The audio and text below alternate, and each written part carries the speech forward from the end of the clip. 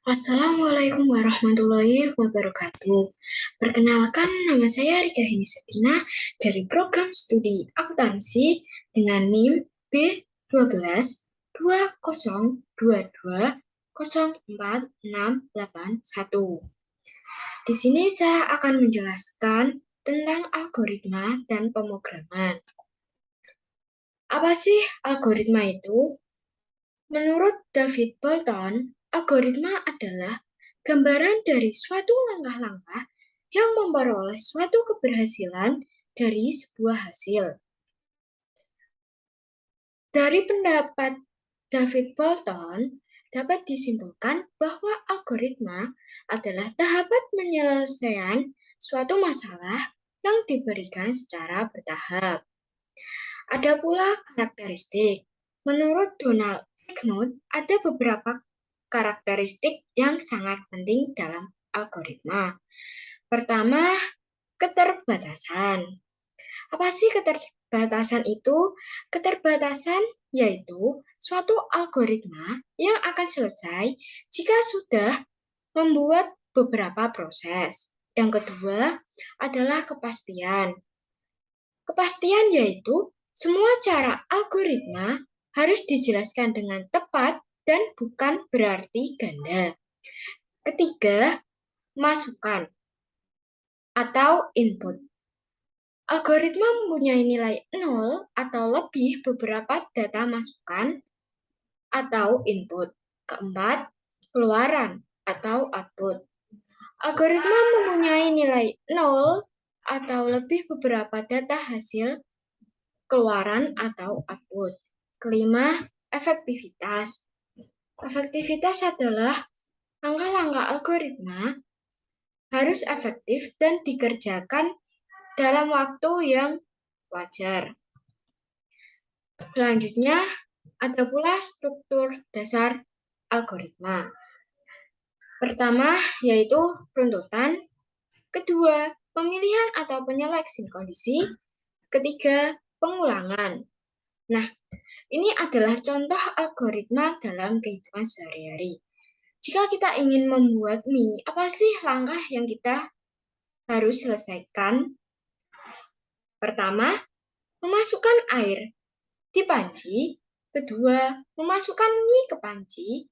Ketiga, memasukkan bumbu-bumbu. Keempat, meletakkan mie di atas mangkuk. Dan yang terakhir adalah dihidangkan. Selanjutnya kita akan membahas ke bahasa pemrograman.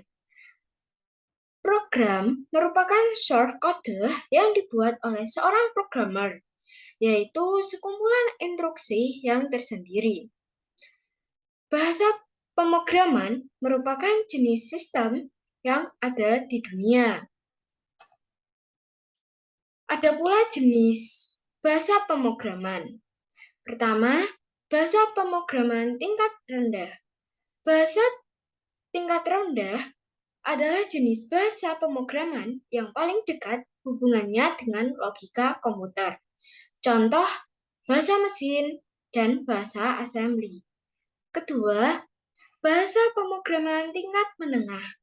Bahasa tingkat menengah adalah jenis bahasa pemrograman yang menjadi penghubung antara bahasa tingkat rendah dan bahasa tingkat tinggi.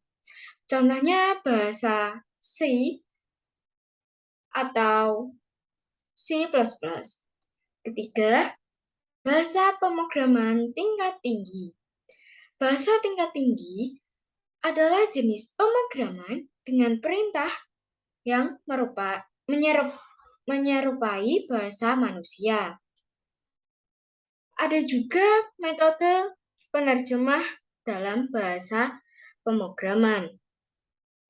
Pertama, metode compiler. Compiler adalah tools untuk memindah seluruh perintah bahasa pemrograman lalu mengubahnya menjadi suatu paket file baru. Contohnya